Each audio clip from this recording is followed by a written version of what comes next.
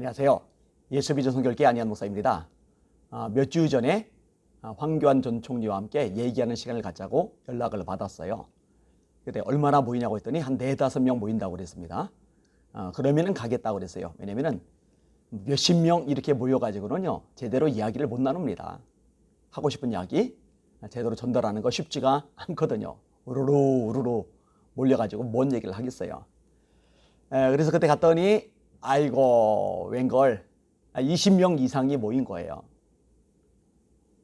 뭐 거기서 인터뷰하는 거 하고 또 제일 처음으로 제가 이제 질문을 하고 그리고서 이제 그 조정현 특보님하고 이야기를 하면서 따로 저하고 박용호 목사님하고 황교안 대표님하고 셋이만 만나서 이야기를 좀 하기로 했었는데 그것도 복잡해졌어요.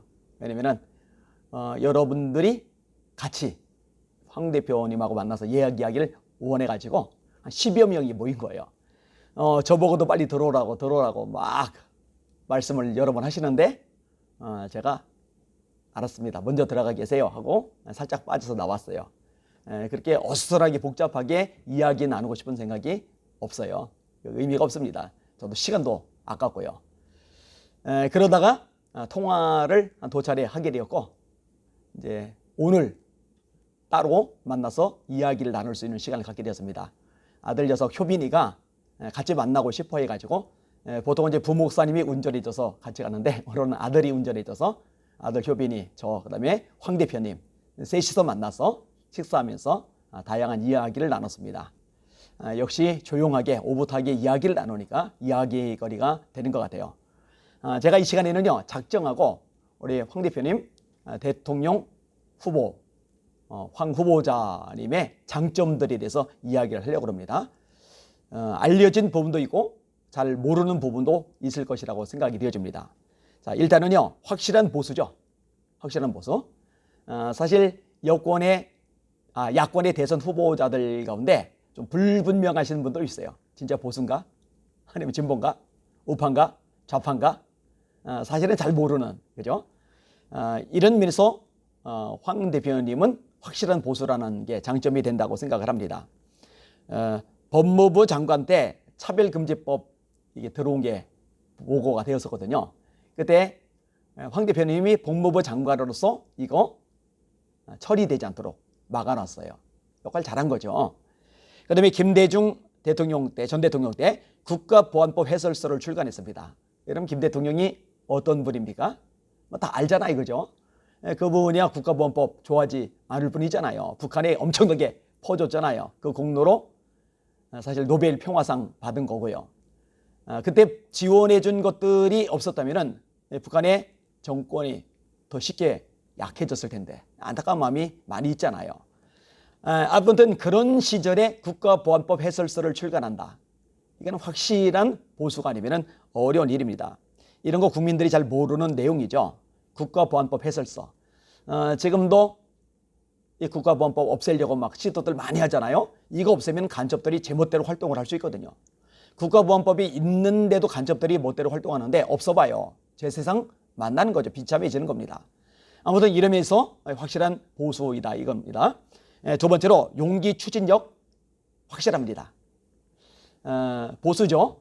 보수이기 때문에 국가 전복 세력에 대해서 단호하게 칼을 들었던 거죠. 통진당 해상. 제가 이번에 만났을 때도 이 얘기를 꺼냈어요. 이 통진당 해상 건은요, 정말 잘한 일이라고. 이거는 절대로 쉬운 일이 아닙니다. 한 정당을 해산시킨다? 이거 역풍이 어마어마하기 때문에요. 옷벗을 가고 아니면 정치적으로 매장될 각오를 해야만 할 수 있는 이런 일입니다. 역사상 이거 제대로 했던 사람 누가 있어요? 근데 황 대표님이 이걸 한 거예요. 자, 그런데 해산만 되고 5명의 국회의원들이 국회의원직을 가지고 활동을 하면은 국가 정보들 여전히 빠져나갈 거잖아요. 얼마든지 못된 짓 저지를 수 있잖아요. 근데 이게 헌법재판소 통해 가지고 이 국회의원직까지 전부 다 박탈당하도록 만든 장본인이 황교안 대표이십니다. 이거 역시 마찬가지죠. 누가 이런 적이 있어요? 정말 잘한 일입니다. 정말 잘한 일입니다. 세 번째로 정의감이 확실합니다. 투철합니다. 부정선거가 미국에서 있었죠. 증거들 자료들 많이 나왔잖아요. 그때 참 안타까운 거는 이 대법원에서 보수 쪽 판사들이, 대법관들이 자리를 잡고 있었음에도 불구하고 용기를 못 냈어요. 겁을 먹은 거죠. 그때 제대로 판결을 내려줬으면 좋았을 텐데. 그리고 대한민국도 마찬가지예요. 빳빳한 용지들, 뭐 깨니 뭐 끼니 뭐 이 말도 안 되는 거 나중에 뭐 김씨로 이렇게 바꾸고 막 그랬잖아요. 이런 자료들, 증거들이 엄청 나왔잖아요. 빼도 박을 수 없는 그런 자료들이 분명하게 나왔잖아요. 그런데 입을 다물어요. 아무도 얘기를 안 하는 거예요. 야권의 대권 주자들도, 대선 후보들도 얘기를 안 해요. 국회의원들도 얘기를 안 해요. 왜냐? 선교 불복이라는 프레임에 갇혀서 불이익을 당할까 봐 그거 겁을 먹는 거예요. 그만큼 요 얘기 끄집어내는 게 정치적인 압박, 부담감이 크다는 거예요. 그런데 이거를 정면으로 끄집어내면서 지금 계속해서 싸우는 분이 황교안 대표입니다. 그렇지 않아요? 이분 말고 지금 누가 있어요. 그죠? 근데 이거는 정말 중요한 사안입니다. 왜냐면은요, 생각을 해봐요. 부정선거가 치러지면은요, 국민들 다수가 야권 대선 후보를 찍는다 치더라도요, 여당 쪽 대선 후보가 대통령이 되는 거예요. 부정선거 못 막으면요. 그러니까 이 부분에 대해서 제대로 짚고 넘어갈 필요가 있는 겁니다. 특검을 할 필요가 있는 겁니다.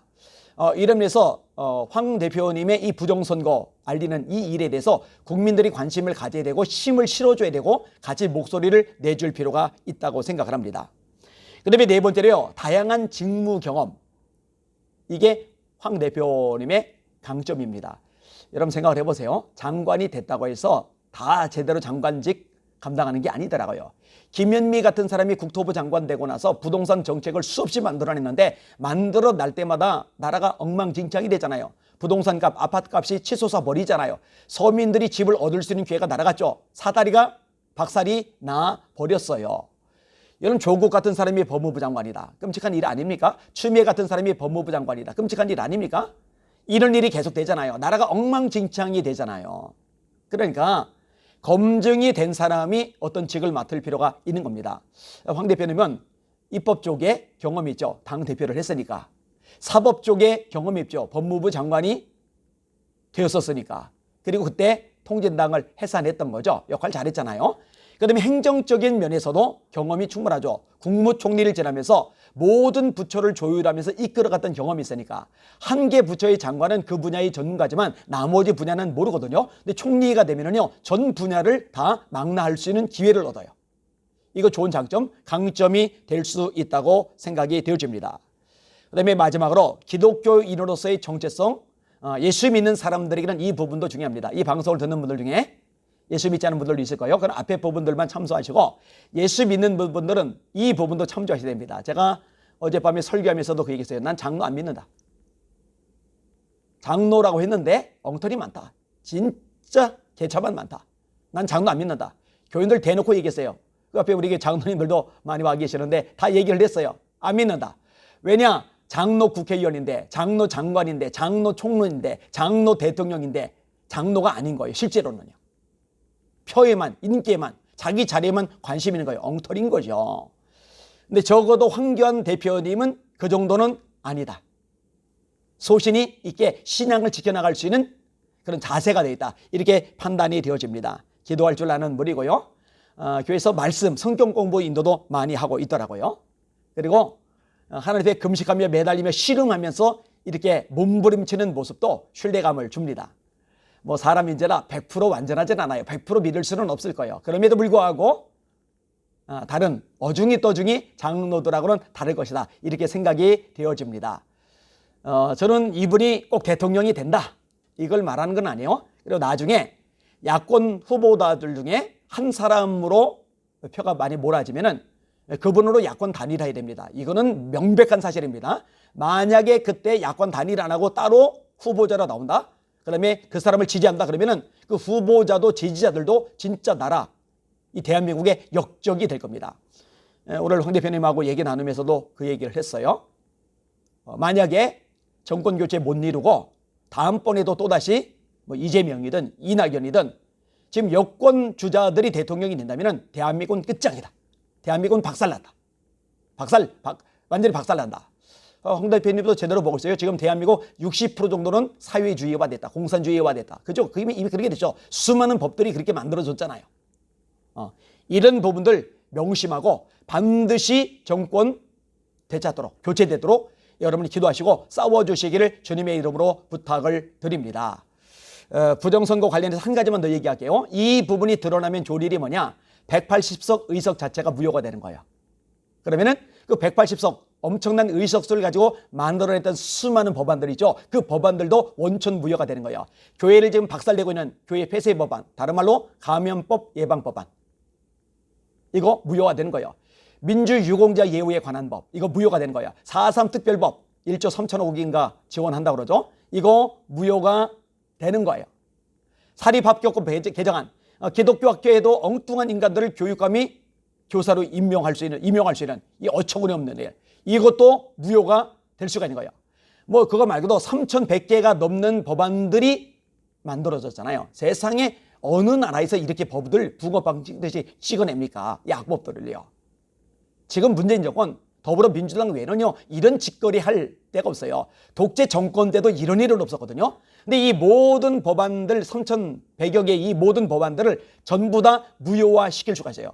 어떻게 하면 부정선거가 명백하게 드러나면 이 부분을 위해서도 진짜로 우리가 사활을 걸고 기도해야 됩니다. 정말 목숨 걸고 기도해야 됩니다. 함께 기도하시고 알려주시고 또 여러분 역할 감당해 주시기를 주님의 이름으로 부탁을 드립니다. 내일은 주일입니다. 온라인 예배, 비대면 예배 드리지 마시고 교회 가세요. 현장 예배 드리세요. 만약 본인이 섬기는 교회가 비대면 예배 드린다 그러면 거기에 목매지 마시고 개척교회들 문 연 교회들 많거든요. 가서 예배 드리고 헌금해 주면 얼마나 힘이 되겠어요. 그리고 그렇게 현장에서 예배 드리는 여러분들을 하나님이 얼마나 기뻐하시겠어요. 그렇게 주님이 원하시는 예배자로 서시기를 주님의 이름으로 부탁을 드립니다. 주님 바라보시고 주님의 은혜, 능력 충만히 받는 주일 되시기를 예수님의 이름으로 축복합니다. 할렐루야.